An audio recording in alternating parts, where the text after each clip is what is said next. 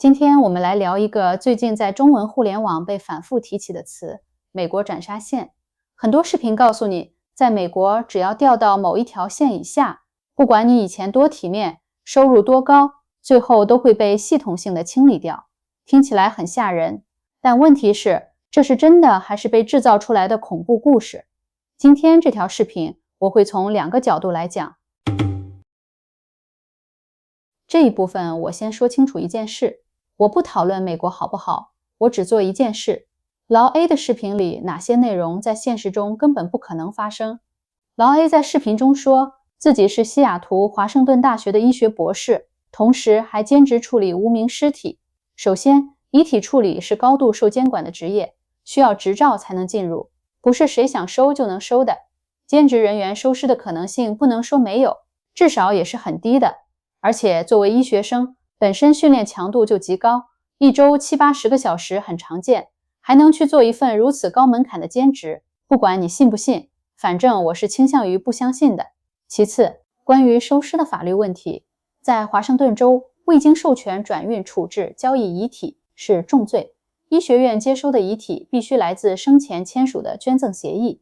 街头死亡、吸毒过量、腐败遗体，在法律上属于高风险生物废弃物，所以所谓警察卖尸体，医学院收尸体，在现实流程里没有操作空间。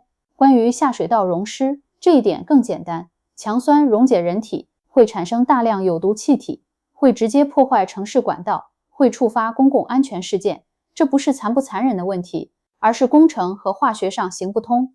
到这里只能得出一个结论，劳 A 的视频里存在大量在现实中无法成立的叙述，但注意，这并不能证明美国没有贫困，没有悲剧，它只能说明一件事，这些视频不能作为理解美国社会的可靠依据。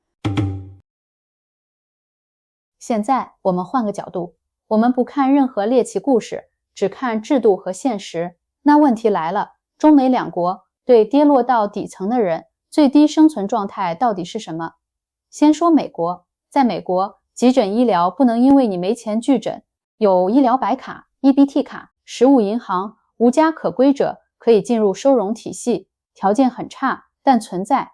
再看中国，医疗费用高度前置，急诊拒诊在现实中存在，流浪者往往以市容遣返为名被清理，这不是谁过得更好，而是会不会被制度性放弃。那为什么美国看起来更惨呢？一个很重要的原因是可见性。美国的底层人群高度可见，在街头、地铁、公共空间。中国的底层人群是被系统性隐藏的。很多人第一次看到美国街头这么多失败者，就以为这是制度更残酷，但其实很多时候只是看得见，不等于更残忍。现在我们再看一个非常关键但很少被拿出来讲的制度——个人破产，因为它直接决定了一件事，一个人跌到底之后有没有被允许重新开始。在美国，个人破产不是羞辱，而是一套明确写进法律的重置机制。最常见的是第7章破产。